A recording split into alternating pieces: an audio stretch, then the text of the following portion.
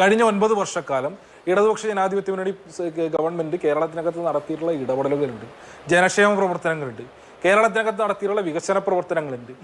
വെറുതെ കിടന്ന് ഉരുളാദാശനെ ഒരു കള്ളൻ കുറെ നുണ പറയാനും നീയൊക്കെ കേട്ട് വായും പൊളിച്ച് നിൽക്കാൻ. ഇനി ജിൻഡോ പറഞ്ഞല്ലോ, വികസന പ്രവർത്തനങ്ങളുമായി ബന്ധപ്പെട്ട് നമുക്ക് എണ്ണിപ്പറയാം. നിലമ്പൂർ മണ്ഡലത്തിനകത്തും കേരളത്തിനകത്തും നടത്തിയുള്ള വികസന പ്രവർത്തനങ്ങൾ എണ്ണി പറയുന്നതിന് വേണ്ടി ഒരു തർക്കവുമില്ല. അത്രയും വേണം, കുറച്ച് കടുപ്പത്തിരിക്കട്ടെ. ആവേശം കൊണ്ട് ഓരോന്ന് വിളിച്ചു പറഞ്ഞ് തടിയേടാക്കണ്ട, പണിയെടുക്കാതെ ജീവിക്കാൻ നോക്ക്.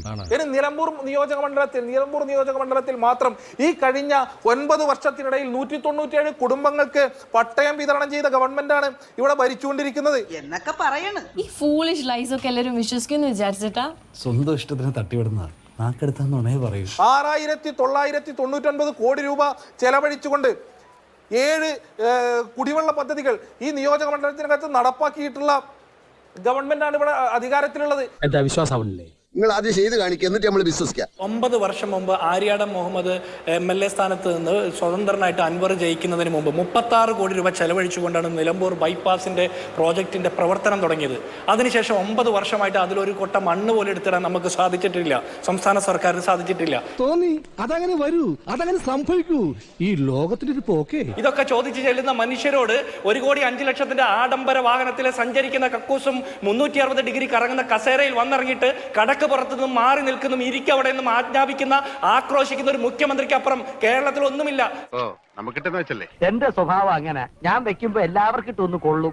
സാധാരണ മനുഷ്യരുടെ സങ്കടം കാണുന്ന, വിലാപം കാണുന്ന ഏതെങ്കിലും ഒരു മന്ത്രി സംസ്ഥാനത്തുണ്ടോ? ഒരക്ഷരം പോലും തെറ്റിയില്ല. ഈശ്വര, ഇതൊക്കെ എന്റെ തലയിലാവൂലോ? അതങ്ങനെ നിന്റെ തലയിലാവണം. പിന്നെ നീ കയറിയേക്കോ? അതിനൊരു കുറവ് മാത്രമേ ഉള്ളൂ. പാവപ്പെട്ട മനുഷ്യരെ അഡ്രസ് ചെയ്യാതെ മുതലാളിമാരുടെ മാത്രം സർക്കാരായിക്കൊണ്ട് പൗരപ്രമുഖന്മാരുടെ മാത്രം ഭരണം നടത്തുന്ന പിണറായി വിജയനെ തൂത്തെറിയാൻ വേണ്ടി ജനങ്ങൾ കാത്തിരിക്കുകയാണ്. മാധവ്, മനുഷ്യനെ താഴ്ത്തി കിട്ടുന്ന സ്വഭാവം പണ്ടേ നിന്റെ രക്തത്തിലുള്ളതാണ്. ഉള്ള കാര്യം തുറന്ന് പറയുന്നതിന് ആരെയും പേടിക്കണ്ട. അല്ല, ഇവരുടെ ആക്ഷേപവും ഈ പറഞ്ഞ പോലുള്ള വെല്ലുവിളികളും തുറന്നു കൊള്ളട്ടെ. ഞങ്ങൾ അതിനെ ഒരു നിലയ്ക്കും വില വെക്കാൻ വേണ്ടി പോകുന്നില്ല. ഇല്ലാത്ത കാര്യങ്ങൾ തന്നെയാണല്ലോ ഇവർ ആവർത്തിച്ച് പറഞ്ഞുകൊണ്ടിരിക്കുന്നത്. നിലമ്പൂർ നിയോജക മണ്ഡലത്തിലെ MLA ആയിരുന്ന ആര്യാടൻ മുഹമ്മദിനെതിരെ ഇവരുടെ തന്നെ മുന്നണിക്കകത്തെ നേതാവ് KM ഷാജി മൈക്ക് കെട്ടി പ്രസംഗിച്ച വാചകങ്ങൾ ഈ ഫ്ലോറിനകത്ത് പറയാൻ വേണ്ടി കഴിയോ? എവിടെ ഇതൊരു നടക്കി പോണ ലക്ഷണില്ല. ഞാൻ ഇവന്റെ 2 വാങ്ങിച്ചിട്ടേ പോവുള്ളൂ. ഇവനെ തടയണ്ട, അയച്ചു വിട്ടേക്ക്. ഇവന് കിട്ടാനുള്ളത് നമ്മളായിട്ട് മുടക്കണ്ട. ആർഷോ, അങ്ങോട്ടും ഇങ്ങോട്ടും നമ്മൾ ഇടപെട്ടിട്ടില്ല. ഇടപെട്ടാൽ ഞാൻ പറയും നിലവാരം. ആർഷോ, അങ്ങനെ നിലവാരത്തെ കുറിച്ച് പറയാനാണെങ്കിൽ ഒരു AISF വനിതാ നേതാവിന്റെ പുറത്ത് ചവിട്ടിയിട്ട് മാറി നിൽക്കടി, അല്ലെങ്കിൽ നിനക്ക് തന്തയില്ലാത്ത മക്കളെ ആക്ഷേപിച്ച ആർഷോയുടെ നിലവാരം ഞങ്ങൾക്കില്ല. ആർഷോ കിട്ടിയാ? ഇല്ല, ചോദിച്ചു വാങ്ങിച്ചു.